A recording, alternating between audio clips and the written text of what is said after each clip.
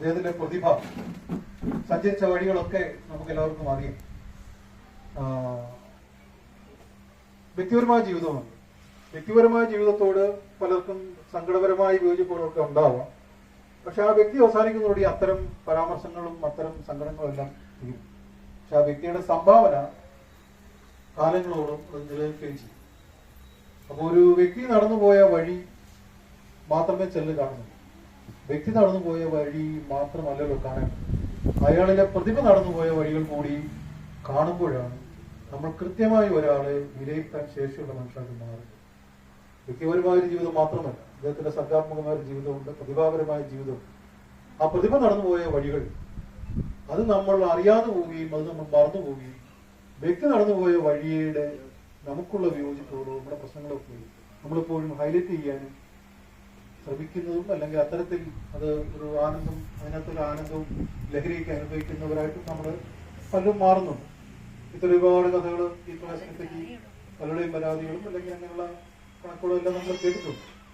പക്ഷെ എപ്പോഴും അതിശയം വരുന്നത് ഇതാണ്, അദ്ദേഹത്തിന്റെ ഒരു ഇടപെടൽ എന്താണ്, അക്ഷരത്തിന്റെ ഏതെല്ലാം അല്ലെങ്കിൽ സാഹിത്യത്തിന്റെ ഏതെല്ലാം രൂപത്തിലൂടെയാണ് അദ്ദേഹം നടന്നു നിൽക്കുന്നത്. ഇപ്പോൾ സിനിമയായിട്ടൊക്കെ ബന്ധപ്പെട്ട് നിൽക്കുന്ന ഒരാളാണല്ലോ കെ സുധാകരൻ എന്ന് പറയുന്നത്. അദ്ദേഹത്തിന്റെ കഥകളൊക്കെ സിനിമകളായ കഥകളൊക്കെ നമുക്കറിയാം. ഈ പ്രകാശം ഏതെല്ലാം സിനിമകളുടെ കഥകളുമായിട്ട് ബന്ധപ്പെട്ട് ഇടപെട്ടിട്ടുണ്ട്. അദ്ദേഹത്തിന്റെ 10-12 തിരക്കഥകൾ തന്നെ മലയാളത്തിൽ സിനിമകളായിട്ട് വന്നിട്ടുണ്ടെന്ന് നമുക്കറിയാം. അത് അദ്ദേഹത്തിന്റെ പേരിലല്ല എന്നുള്ളത് ഈ കാലം ചെയ്തൊരു കുറ്റമാണ്. അദ്ദേഹത്തിന്റെ പേരിലല്ലെങ്കിൽ പോലും 10-12 സിനിമകൾ നമ്മൾ കണ്ടു മറന്നു പോയിട്ടുള്ള സിനിമകൾ അദ്ദേഹത്തിൻ്റെതാണ്, അദ്ദേഹത്തിൻ്റെതാണ്.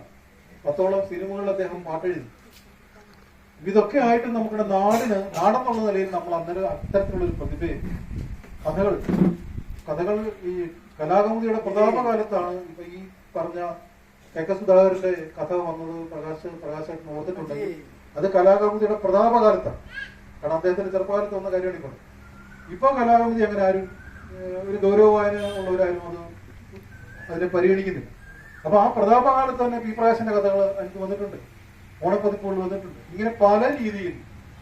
പിന്നെ പഠനവുമായിട്ട് ബന്ധപ്പെട്ടും വിദ്യാഭ്യാസമായിട്ട് ബന്ധപ്പെട്ടും അദ്ദേഹത്തിന്റെ ഇടപെടലുകൾ ജീവിതത്തിന്റെ അവസാന ഘട്ടത്തിൽ DC ബുക്സുമായിട്ട് ചേർന്ന് നടന്നിട്ടുള്ള വലിയ അർത്ഥപൂർണമായിട്ടുള്ള സാംസ്കാരിക, സാമൂഹ്യ, സാഹിത്യ ഇടപെടലുകൾ, ഇതെല്ലാം കൊണ്ടും തീർച്ചയായിട്ടും ഈ നാടിന് ഒരു നഷ്ടപ്പെട്ടത് ഏറ്റവും മൂല്യത്തായിട്ടുള്ളൊരു പ്രതിഭയാണെന്നുള്ളതാണ് നമ്മൾ തിരിച്ചറിയേണ്ട ഒരു വസ്തുത.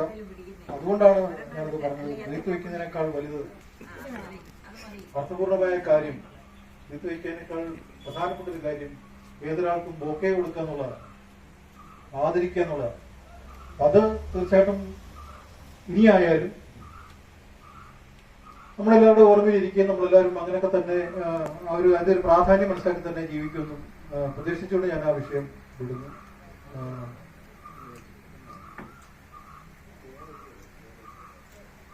അത് കഴിഞ്ഞിട്ട് നമുക്ക് തുടരാം.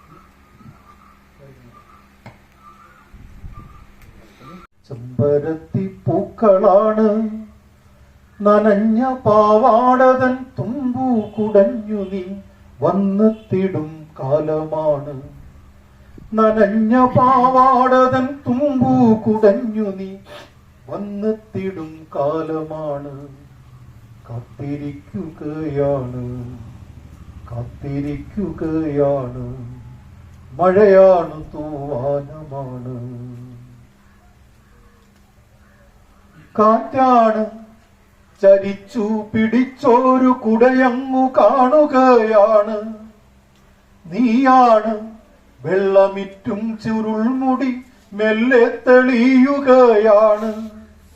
കാറ്റാണ് ചരിച്ചു പിടിച്ചോരു കുടയങ്ങു കാണുകയാണ്. നീയാണ് വെള്ളമിറ്റും ചുരുൾമുടി മെല്ലെ തെളിയുകയാണ്. ചാരിയവാതിൽ ഒരൽപ്പം തുറന്നു നീ പാത്തു നോക്കി നിൽപ്പാണ്. ചാരിയവാതിൽ ഒരൽപ്പം തുറന്നു നീ പാത്തു നോക്കി നിൽപ്പാണ്. സംസാരിക്കുക, ചിലപ്പോൾ ആളുകളെ ടൗണിലെ ചില കടകളിൽ ഒന്നിച്ച് യാദൃശ്യമായിട്ട് വരുമ്പോൾ സംസാരിക്കുക. അതിലപ്പുറം ഒരു ആഴമായ ബന്ധമോ അല്ലെങ്കിൽ അങ്ങനെ ഒരു അടുപ്പമൊന്നും ഞങ്ങൾ തമ്മിൽ ഉണ്ടായിരുന്നില്ല. എങ്കിൽ പോലും പ്രകാശനിക്ക് ആരോഗ്യമായിരുന്നു ഒരു കുഞ്ഞനുജൻ, എൻ്റെ കഥകൾ ഇഷ്ടപ്പെടുന്ന ഒരാൾ. അങ്ങനെ എനിക്കൊന്ന് ആദ്യമായിട്ട് പ്രകാശിനെ പരിചയപ്പെടുന്ന പ്രകാശ് എന്നെ വന്ന് പരിചയപ്പെടുകയായിരുന്നു ചെയ്തത്. അത് പറഞ്ഞ സാറിൻ്റെ ഒരു നീലമറിക എന്നൊരു നോവൽ കഥയുണ്ട്, ചെറുകഥ കലാകൃതിയിൽ വായിച്ചിട്ടുണ്ട്. എനിക്ക് വല്ലാതെ ആഴത്തിൽ അഗാധമായി സ്പർശിച്ച ഒരുപാട് ഇഷ്ടപ്പെട്ട കഥയാണ് എന്ന് പറഞ്ഞാണ് പരിചയപ്പെടുന്നത്. എനിക്ക് തോന്നുന്നത് കലാകൃതിയിൽ കുറേ വർഷം മുമ്പ് പഠിക്കുന്ന പ്രകാശ് ചിലപ്പം കോളേജ് വിദ്യാർത്ഥി സമയത്ത് എല്ലാവർക്കും വായിച്ചത് ഒരു ടീനേജ് അല്ലെങ്കിൽ ഒരു കൗമാരക്കാരൻ്റെ ഒരു പ്രായത്തിലായിരുന്നു വായിച്ചത് തോന്നുന്നു.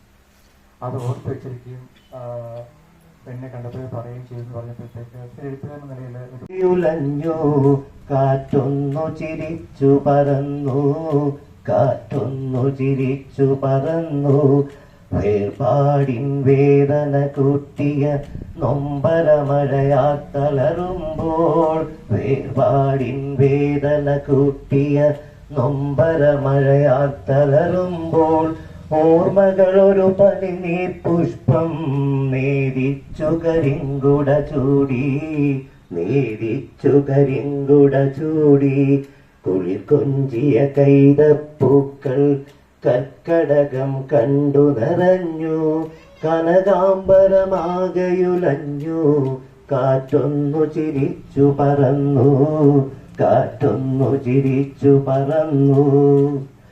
വല്ലാതെ വിശന്നു വിളിക്കും ഇല്ലായ്മകളാധി ചുരത്തും, വല്ലാതെ വിശന്നു വിളിക്കും ഇല്ലായ്മകളാധി ചുരത്തും, പഞ്ഞത്തിൻ നൊമ്പര വീണകൾ മീട്ടും മിഴിനീരു തുടയ്ക്കും, മീട്ടും മിഴിനീരു തുടയ്ക്കും, ഉള്ളത്തിൽ വേല വലച്ച് ആധി വലിച്ചിറയമിരുണ്ടു, ഉള്ളത്തിൽ വേല വലച്ച് ആധി വലിച്ചിറയമിരുണ്ടു, ഉള്ളവനിന്നുള്ളിൽ കുളിരും ഇല്ലാത്തവനാക നനയും, ഇല്ലാത്തവനാക നനയും, കുളിർ കൊഞ്ചിയ കൈതപ്പൂക്കൾ കർക്കടകം കണ്ടു നിറഞ്ഞു, കനകാംബരമാകയുലഞ്ഞു, കാറ്റൊന്നു ചിരിച്ചു പറന്നു, കാറ്റൊന്നു ചിരിച്ചു പറന്നു, ചിരിച്ചു പറന്നു, കുളിർ കൊഞ്ചിയ കൈതപ്പൂക്കൾ കർക്കടകം കണ്ടു നിറഞ്ഞു, കനകാംബരമാകയുലഞ്ഞു, കാറ്റൊന്നു ചിരിച്ചു പറന്നു, കാറ്റൊന്നു ചിരിച്ചു പറന്നു. രാക്കിളികൾ മൂളിയ പാട്ടിൽ പാദസരമണികൾ ഇണുക്കി, രാക്കിളികൾ മൂളിയ പാട്ടിൽ പാദ